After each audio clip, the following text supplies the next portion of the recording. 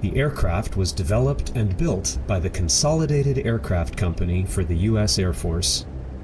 It was nicknamed Liberator in the UK's Royal Air Force.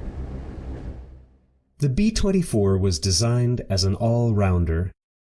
It was a heavy bomber and a maritime patrol aircraft, as well as a strike aircraft that could also carry large amounts of cargo.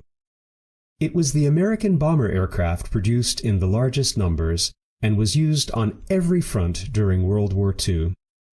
The B-24 Liberator featured many revolutionary innovations and could carry out almost any task. The aircraft proved successful in bombing land targets and attacking submarines, and, due to its long range, was also used for transporting cargo over the Pacific Ocean.